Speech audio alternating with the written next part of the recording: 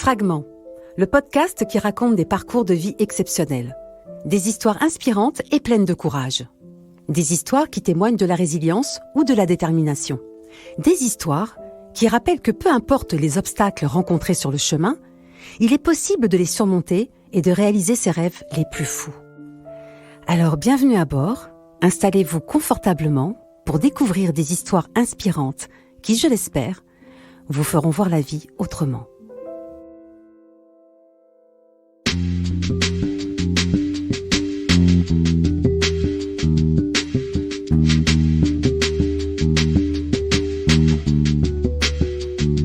Gracie, merci de m'accueillir ici à Paris. Tu es une femme extraordinaire, moi je le sais. Et c'est pour ça que je souhaite que les auditeurs te découvrent. La femme magique que tu es, cette âme ibérique qui coule dans tes veines. Et quand tu fais claquer tes talons et ta robe, mi querida, quel bonheur. Parce que la vie pourrait être un long fleuve tranquille. Gracie, tu arrives au monde en 1975, à Barcelone, dans le quartier de Les Cortes. D'origine italienne, pour une partie de ta famille, tu es aussi de confession juive, séfarade. C'était comment cette enfance catalane ? Bonjour Nadia. Tout d'abord, merci beaucoup de me permettre d'être là. Et écoute, l'enfance était très très bien. En fait, j'étais entourée de ma mère, de mon papa. Puis après, mon papa nous a quittés. Et après, il y avait mes tantes et mes grands-parents. Et tout le monde habitait à Barcelone, près de toi ? Oui, on habitait dans le même quartier. Et, la synagogue n'était pas loin, les écoles. J'ai été au lycée français. Et puis voilà, j'ai rencontré mes amis d'enfance qui sont toujours près de moi. Et voilà, donc j'ai eu une très belle enfance entourée de beaucoup d'amour et écoute. C'est comment de grandir comme ça, sous le soleil, entouré de sa tribu, et de se sentir certainement très protégé, quelque part, un peu privilégié, non ? Oui, tout à fait. J'ai eu en fait ma maman qui était tout le temps près de moi et après quand mon papa nous a quittés, j'ai vécu en fait comment maman a dû surmonter cette épreuve. Et grâce à Dieu, j'étais entourée de ma tante Becky, de Sarah, et des femmes de ma vie, de ma grand-mère surtout, qui a été pour moi très importante, et à tous les niveaux. Tes parents ont eu un divorce difficile, avec après des soucis importants pour ta maman, effectivement. Et en même temps, ton père est parti donc s'installer à New York. Oui, aux États-Unis, oui. Mes grands-parents, en fait, du côté paternel, ils habitaient là-bas déjà avec ma tante et ma cousine. Et en fait, papa, il s'est rendu amoureux d'une autre femme et puis il a continué sa vie là-bas et voilà. Et il a fait son projet de vie aux États-Unis, jusqu'à présent. Il habite là-bas jusqu'à présent. Et toi, tu le voyais régulièrement ? Oui, je devais voyager. Enfin, je voyageais 2 fois par an pour le voir. Mais ça se passait bien, je m'entendais bien avec tout le monde. Après, il y a eu la naissance de mon demi-frère, avec lequel je m'entends très bien et j'ai de très bonnes relations et j'ai tout pris du bon côté. Et donc, pendant des années, tu as dû faire des allers-retours entre Barcelone et New York. Oui, très jeune, depuis que j'ai eu 9 ans jusqu'à plus ou moins 19 ans. Oui, j'allais 2 fois par an les voir et tout se passait bien. Voilà, c'était juste un peu dur parce que c'était 2 mondes différents entre les États-Unis et l'Espagne. C'était différent, mais je m'adaptais. J'ai toujours voulu aimer les autres et m'adapter à mon entourage familial, social et donner de mon meilleur et d'apprendre de ce que la vie voulait me donner avec les gens présents. Qu'est-ce qui était différent là-bas pour une petite Espagnole ? aux États-Unis. Oui. En fait, c'était en fait la façon dont j'étais habituée depuis petite. Et en Espagne, c'était un autre entourage plus calme, plus serein, enfin plus traditionnel. Aux États-Unis, c'était vraiment la nouveauté pour moi. Quand je savais que je devais aller voir mon papa et ma famille américaine, c'était le rêve américain.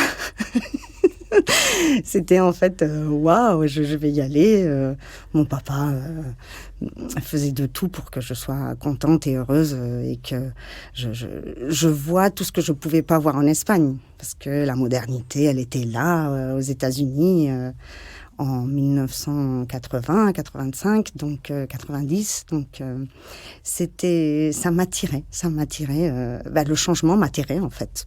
Déjà l'idée du voyage. Ah oui, je voyageais toute seule.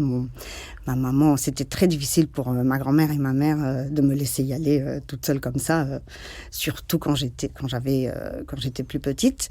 Mais je le faisais, elle le faisait. Je montais dans l'avion et voilà. Et je savais que j'allais voir mon papa, mes grands-parents, qui m'accueillaient aussi super. J'étais gâtée. Et ton grand-père maternel était le chef de la communauté juive séfarade. Oui, en fait, il était le président de la Chevra Kadisha, en fait, à Barcelone. C'était une personne avec un amour extraordinaire, mais qui était en même temps autoritaire. Donc, par tout ce qu'il a vécu et l'éducation aussi qu'il a reçue, il est toujours vivant en moi et c'était une personne très importante avec laquelle on a grandi. J'ai grandi avec mes tantes, ma mère et mes parents. Et comment toute cette famille s'est retrouvée en Espagne ? Ma mère, elle est née en Espagne. Ma grand-mère maternelle, elle est venue de Melilla, en fait. Mon grand-père, il est parti de la Pologne. Mais voilà, ils se sont retrouvés à Barcelone. Et ils ont créé la communauté juive là-bas, et avec d'autres familles, bien sûr, qui venaient du Maroc, de la Turquie. C'était une famille de couturiers. Le nom de famille de mon grand-père était Maïtek, les tailleurs Maïtek, comme ça, et ils avaient tout un immeuble dont ils fabriquaient des tailleurs et des robes et tout, et à l'ancienne, bien sûr.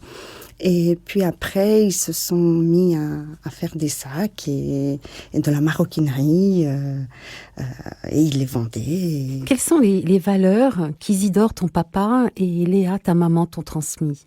L'amour, l'amitié, la reconnaissance de l'autre, surtout bien l'identité, ne la perdre jamais, savoir d'où je viens et où je vais. Et jamais perdre le fil pour pouvoir vivre bien et être bien entouré et avancer dans la vie. Justement, Grécie, comment on trouve son autonomie en tant que femme quand on vient d'une famille aussi clanique ? En fait, moi, je me suis vue entourée de beaucoup de femmes, plus de femmes que d'hommes dans cette famille.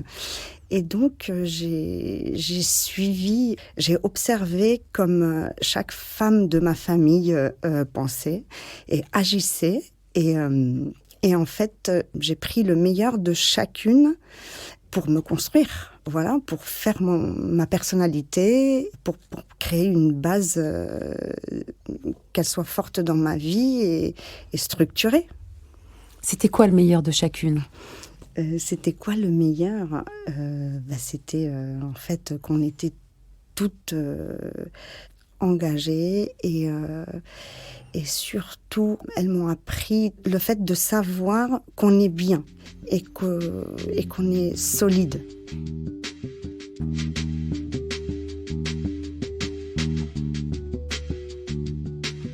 Et puis un jour, il y a la rencontre, l'amour, Arié. Oui, quand je parle d'Arié, C'est quelqu'un qui m'a sauvée. En fait, c'est un sauveur. C'est émouvant parce que c'est toujours, en fait, c'est ce que j'ai voulu, entre guillemets, avoir dans ma vie et sentir dans ma vie comme les retrouvailles d'une âme sœur d'un homme comme lui. Et j'ai fait d'autres petites rencontres, mais quand j'ai vu Arié, je savais que c'était lui.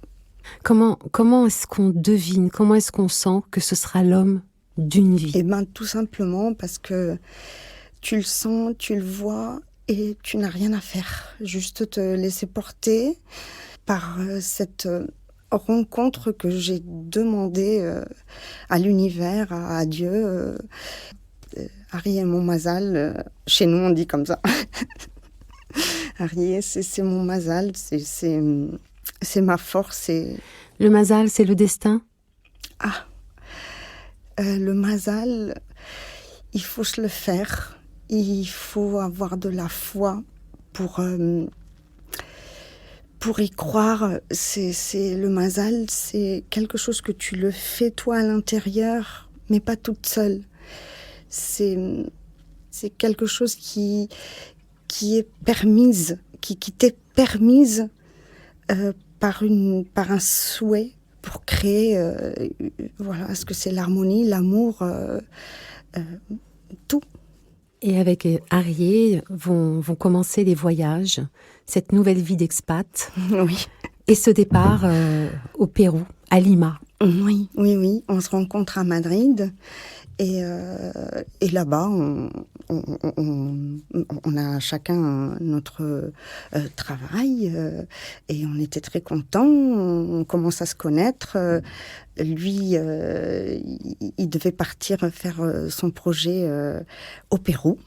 Et il m'a dit, moi je dois partir, qu'est-ce qu'on fait maintenant? Et voilà, je lui dis, il n'y a aucun souci, je laisse mon travail, je te suis avec les yeux fermés. Si toi, tu le permets, je continuerai auprès de toi. Et lui, il a été très ému, il m'a dit, merci beaucoup, voilà, on va faire les rencontres des familles. On est allé à Paris, j'ai retrouvé ses parents et toute sa famille. Et voilà, et puis après, je suis allée en Espagne présenter Arié. Et le clan, comme tu dis, la tribu, mon clan, étaient tous présents. Et ils ont dit, tu peux partir au Pérou et au fin fond du monde avec Arié. tu seras très bien. Et là-bas, à Lima, Arié avait son projet, donc son projet professionnel. Mais toi, t'es pas restée en reste, hein? Non. En fait, j'ai continué à travailler ce que je faisais. Je m'occupais à niveau commercial, dans les boutiques. Je faisais le visual merchandising. Je travaillais pour un centre commercial qui s'appelait Saga Falabella, qui est comme le Galeries Lafayette ou le Corte Inglés en Espagne. Et voilà, et je suis tombée avec une super famille qui m'a aidée, qui m'a donné toute leur confiance, toutes ces boutiques, et que j'ai pu gérer parfaitement à côté d'eux. Et c'était super pour moi, j'étais épanouie, j'étais à côté de mon âme sœur et voilà. Et après le Pérou, donc une année au Pérou, nouveau départ, cette fois-ci pour la Malaisie et le Vietnam. Oui, tout à fait, c'est ça. Lui, il crée des raffineries à l'étranger. Il est ingénieur et donc il s'occupe de ces projets-là qui sont de très gros projets. Et moi, je l'ai suivi. Et voilà. Et là-bas, en Malaisie, j'ai fait de nouvelles rencontres. J'ai connu mes meilleurs amis qui sont toujours auprès de moi. Et voilà, et tout. Et le Vietnam, ça a été un pays. C'est le pays en fait qui m'a appris le plus. Ils ont tout et ils ont rien. Et pendant ces années, en fait, un cadeau de la vie avec la naissance d'Anna.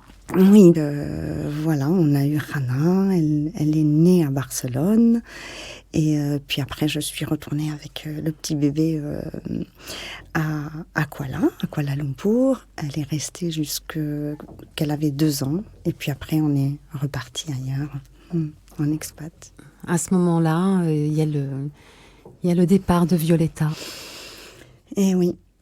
Ma chère grand-mère qui a été la personne que j'ai aimée le plus au monde. En fait, ma grand-mère, elle a eu 3 filles. Et la dernière de ces 3 filles est partie à Paris pour se marier, pour continuer sa vie. Et pour faire ses études aussi et tout. Et donc, Violetta, mon adorée grand-mère, est restée toute seule dans un grand appartement. Et moi, nous, on habitait pas loin. Et donc, j'ai commencé à y aller comme ça. Bon, j'étais toujours chez mes grands-parents tout le temps, mais quand Sarah, ma chère tante, elle est partie, et ben c'est là que la famille a dit, ben Grécie, si tu veux un peu t'installer chez ta grand-mère et vivre avec elle, comme ça tu lui donnes de la vie, de l'énergie et de la joie et tout, parce que voilà, moi je suis comme ça, je rentre, je sors, mon mouvement tout le temps. Et ben voilà, la famille, on a décidé comme ça avec mes tantes et je suis partie vivre avec ma grand-mère, entre ma mère et ma grand-mère, voilà. Et au moment, j'ai étudié, j'étais étudiante et ça se passait très bien, voilà. Et ma grand-mère, elle m'a appris tellement de choses, en fait, qu'il faut être forte, que la vie n'est pas toujours de couleur de rose, et qu'il faut prendre tout ce qu'on peut du bon côté, et de ce qu'on n'aime pas, en fait, il faut le faire joli, beau. On a une pensée pour elle. Oui, tout à fait, tout à fait. Et après le Vietnam, départ pour le Brésil. Oui, pour Rio de Janeiro, en fait, Harry a eu cette opportunité de travail. On s'est regardé comme ça et on a dit, ah bah oui, on y va. Oui, on y va. Donc on a été super bien reçus. On a fait aussi de très très belles rencontres dans ces 7 ans qu'on a vécu dans cette Cidade Maravilhosa, on l'appelle comme ça. Et on garde de très très beaux souvenirs. Juste qu'elle s'est beaucoup brisée parce que j'ai perdu ma maman quand j'étais à Rio de Janeiro. Mais à part ça, ça a été un rêve. Et puis il y a la naissance de David et Benjamin. Ah oui, tout à fait. Il y a la naissance de David qui a maintenant 13 ans et Benjamin qui a maintenant 9 ans. Benjamin est brésilien. Il est né là-bas. David, je suis retournée en fait à Barcelone parce que ma maman était encore vivante.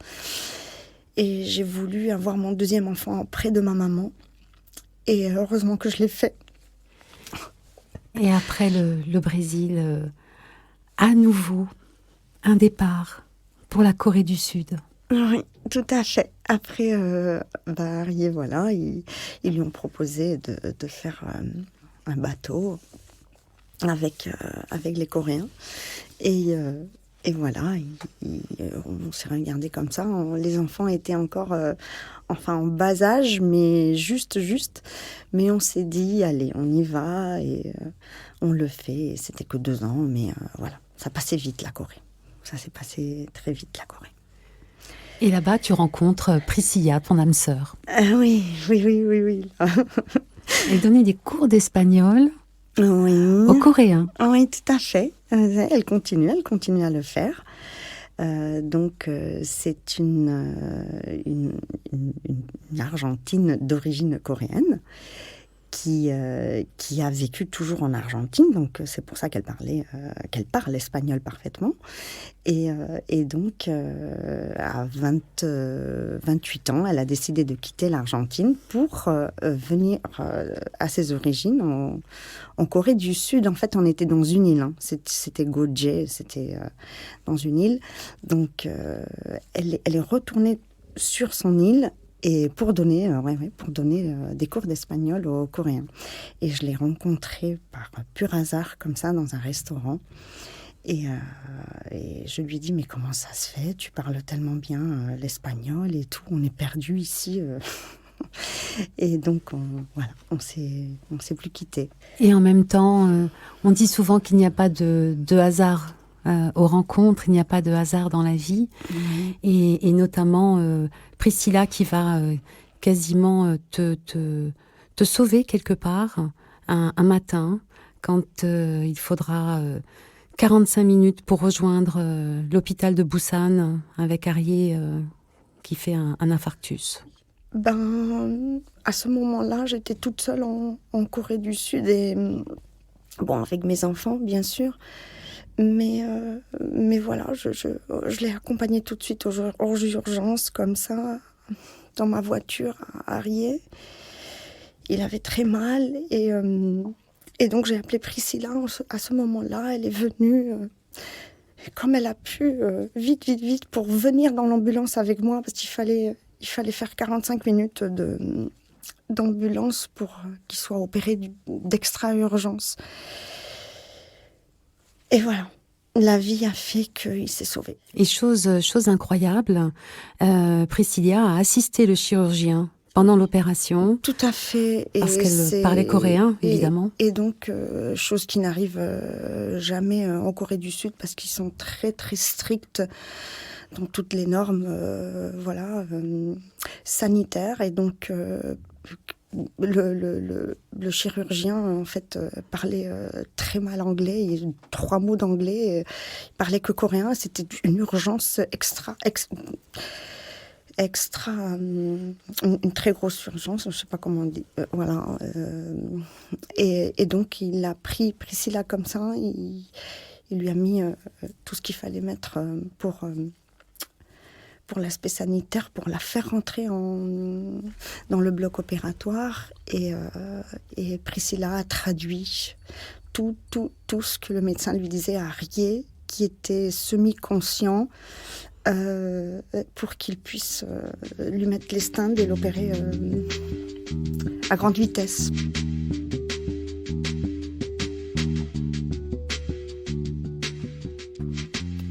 Comment est-ce qu'on fait pour se réaliser professionnellement ou même en tant que personne? En fait, professionnellement, quand on part comme ça en suivant le mari, en fait, il faut chercher d'autres choses en bénévolat qui te plaisent.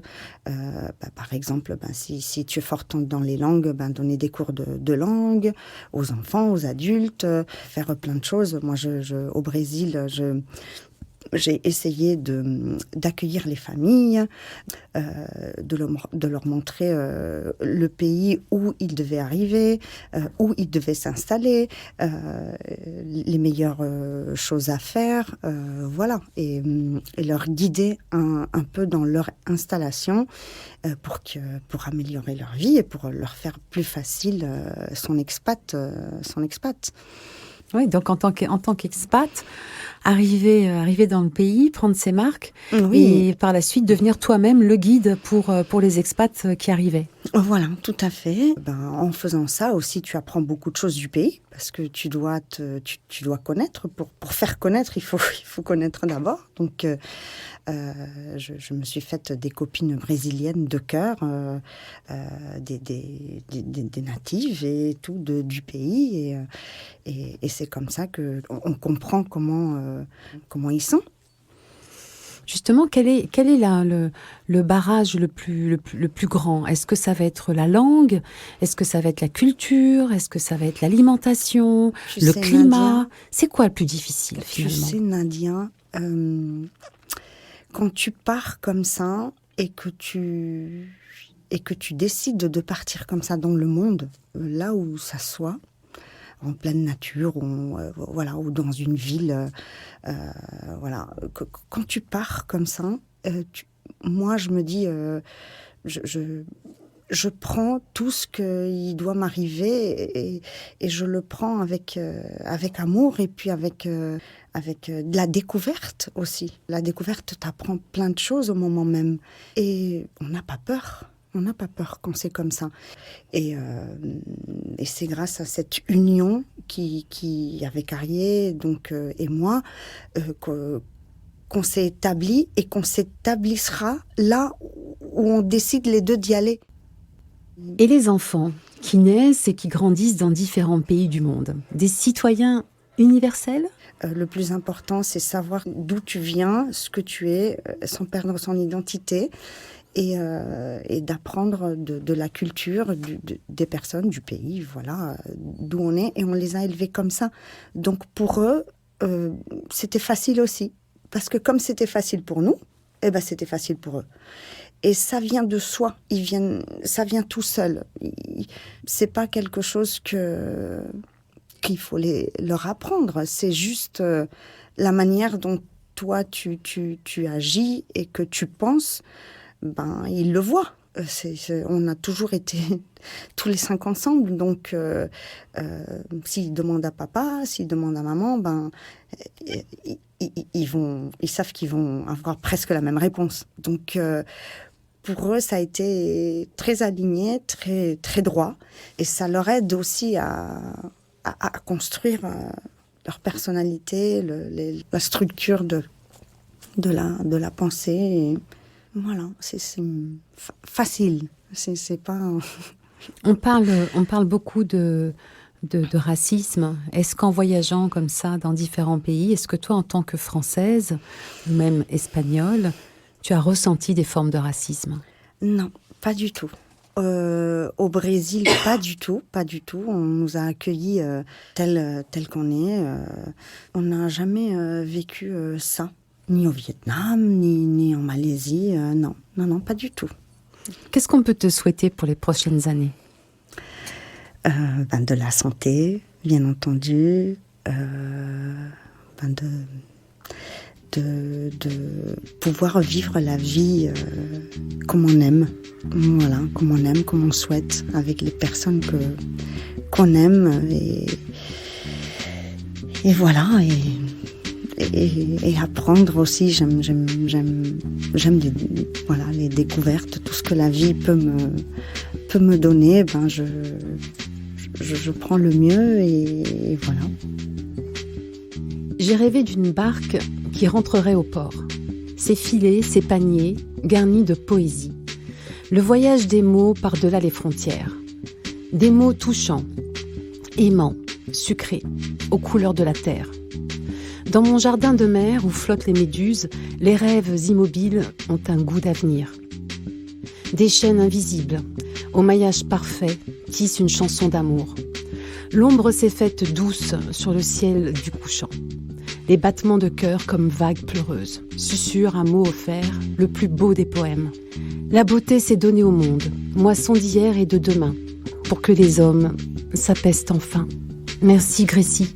Merci Nadia.